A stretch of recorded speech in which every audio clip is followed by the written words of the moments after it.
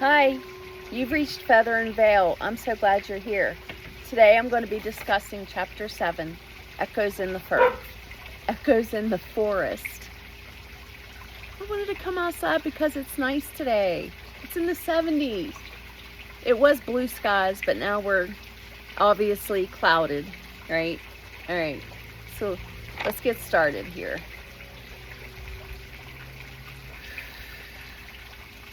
My body had healed enough to where I was walking again and pretty much back to my normal self. To rebuild my strength, I spent time hiking in the Appalachian Mountains, reconnecting to nature, to silence, to something older than myself. On this day, I stopped to rest on a fallen tree deep in the woods. The air was fresh with a soft breeze, and birds sang in the canopy above. I pulled off my backpack, opened my trusty Cool Whip container of trail mix, and began to eat. When I was done, I tapped on the plastic lid to hear the sound, and to my surprise, it echoed gently through the trees, almost like a soft drum. I kept tapping, falling into a rhythm. That's when I heard something, the crunching of dry leaves nearby. I stopped drumming. I turned my head, scanning the woods, and emerging from behind a tree not 3 feet from me was a creature so majestic it took my breath away. A white-tailed deer, tall and alert, with long, powerful legs and a pointed snout, stepped out, its black hooves pressing gently into the forest floor. Its ears flicked toward me as its deep eyes locked onto mine. It didn't flinch. I didn't flinch. It didn't run. I didn't run. It looked straight into me as if it saw something beyond flesh and bone. I wasn't afraid. The deer wasn't afraid. We were both still. Suddenly, the wind shifted. Our eye contact broke. The deer looked left, looked right, looked left again, and with a strong snort, it turned and sprang away, just as quietly and magically as it had appeared. I didn't know it then, but that moment would root itself deep into my memory. It felt like it was more than a deer. It felt like it was a message or an invitation. So after this long day, I was exhausted. I came home and went to bed early that night, and what happened next would mark a turning point I didn't see coming. That night, for the first time, I experienced something I now understand as astral travel or astral projection. I became aware that I was no longer in my physical body. I was floating.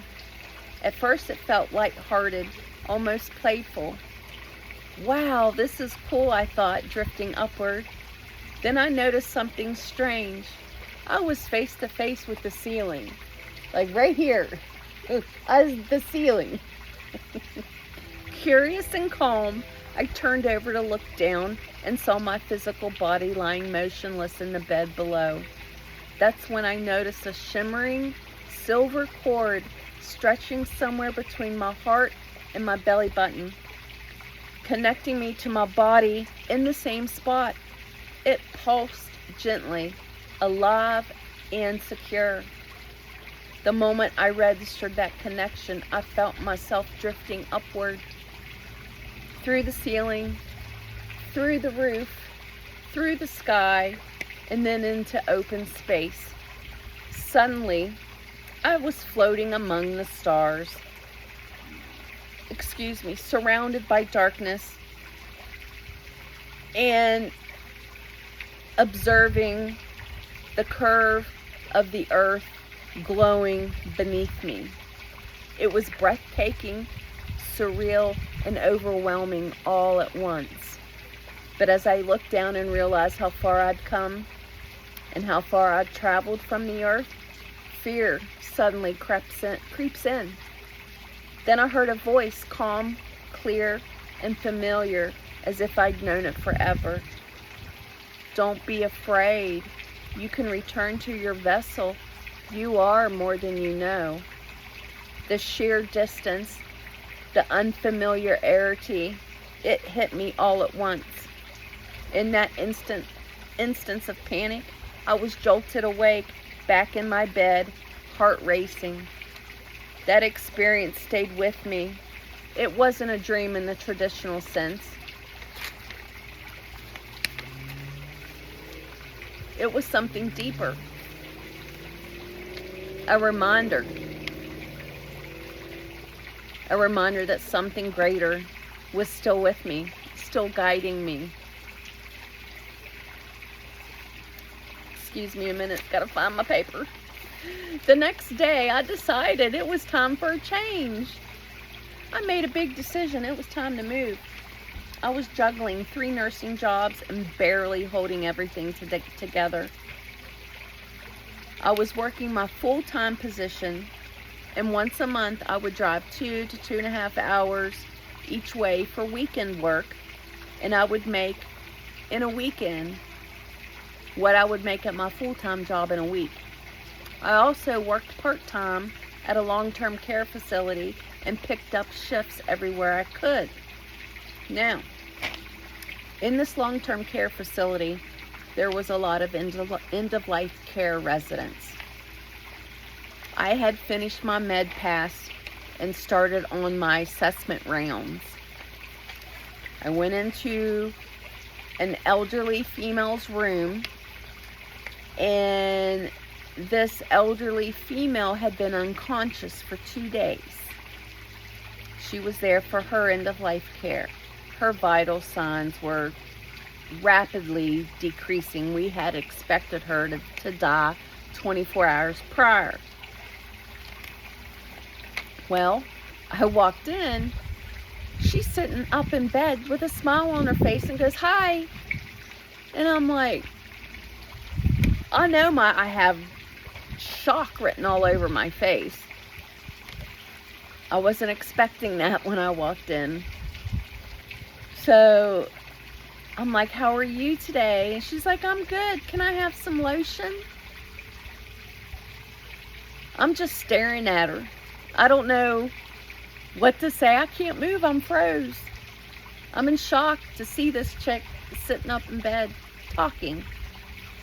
So I'm like, "Okay, yeah, sure. I'll go over and get her some lotion and come back." And she puts her arm out like this. And I'm like, so I take the lotion and I squirt some on her skin, and she starts, rubbing it in her skin. And she gets done rubbing it into her skin, and she looks up at me with tears in her eyes, leans forward and grabs my hand and says, "Thank you." Then after she says thank you, she falls back in bed, dead on her doornail. She's dead. She died. Suddenly, not 3 seconds after she falls back, this golden light appears on the wall above the head of her bed. Like the wall disappears and there's just this light. The light grows arms, right? And scoops her essence, her energy, her soul, whatever you want to call it, scoops her out of her physical vessel. And I can see her face, and she's looking at me, and she's got the biggest smile ever. Her energy, her essence dissolves into this light, and then the light dissolves back into the wall. Lord have mercy, I had such a hard time explaining what I had seen to my boss. And she's just laughing because she's like, "This ain't the first time I've heard something like this happening. You nurses out there, y'all need to be sharing all your experiences, because I know if I had them, I'm sure many other y'all have had them. Please share. And please share. You hospice nurses, share. I know some of you are, but we need more.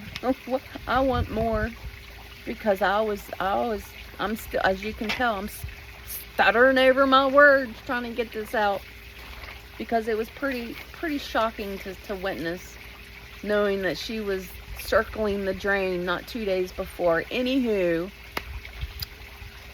I got to share this next experience that I had. You know how we all have a tendency to not listen to that inner voice? Yeah, I'm glad I listened to this one. On one exhausting drive home from a weekend shift, like I said, it was a 2.5 hour drive, I caught myself in that familiar highway trance. You know, the kind you get when you're driving and you're driving along and you're not fully aware and you're like, holy shit, how did I get here? Like, I've been driving for I don't know how long. Anyway, I'm bebopping down the highway. In that trance, suddenly I sit up straight, my eyes pop open because I hear this voice that says, slow down. I'm like, oh, hell yeah. I'm slowing down. I get out of the fast lane, ease off the gas pedal, get into the slow lane. Not a second later, in the opposing lane, I see this vehicle coming straight at me. I don't know how fast. It's going fast. Speed limit's 65, I think, through there. Maybe 70. I'm thinking it's 70. Anyway, this vehicle, this dark, it was a Jeep Cherokee, comes barreling across the median, and I'm like bracing myself for impact. Well, it gets to the fast lane, and I'm thinking it's gonna hit me. Well, all of a sudden, it flips, and I'm going, holy shit, it's gonna flip into the highway. Oh no! It does the opposite. It flips around and goes right down the middle of the median, end over end, 3 times. So I do what any healthcare professional would do. I pull over and run to the scene. On a highway, on the interstate, yeah. So I get up to the scene. There, the engine's roaring. The car is upside down. The engine's roaring. The wheels are still turning.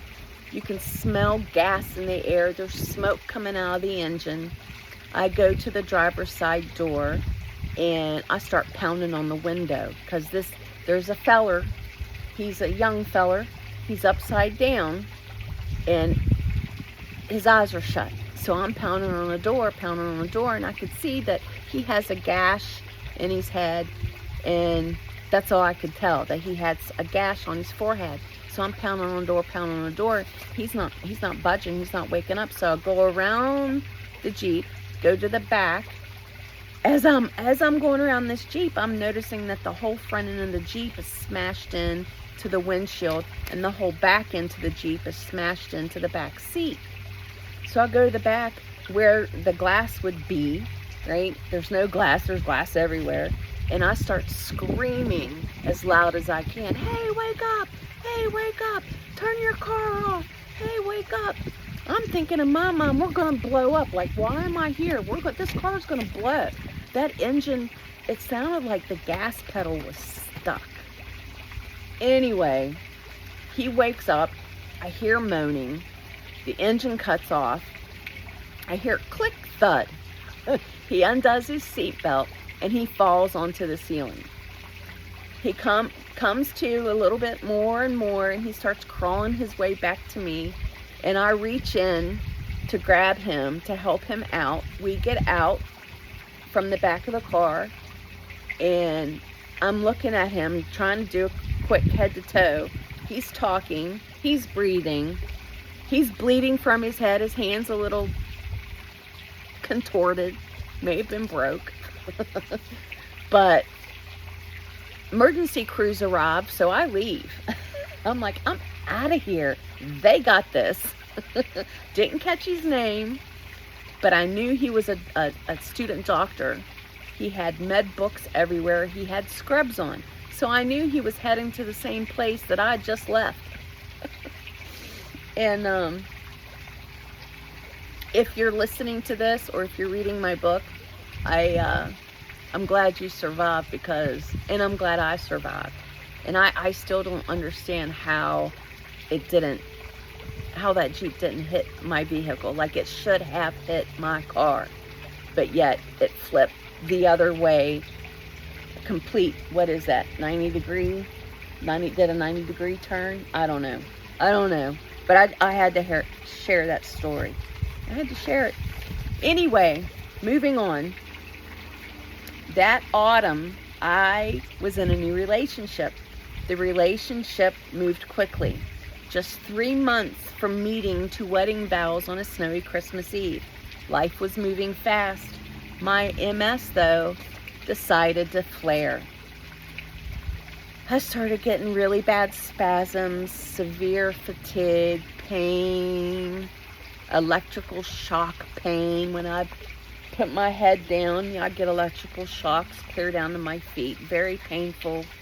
Had really bad migraines, and then the spiritual dreams started again in full force, but it felt like comfort at an edge of a cliff or something.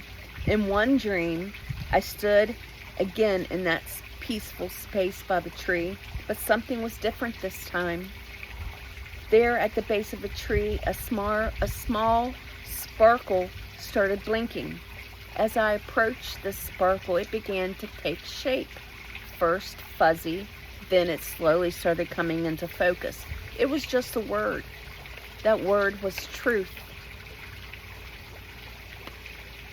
It glowed brightly as if it was etched into the air itself. I stared at it, trying to make sense of what I was seeing. Then a sudden crack of thunder, and I was bolted awake, heart pounding. What did it mean? Excuse me, what did it mean? The question haunted me. What did truth mean in this context?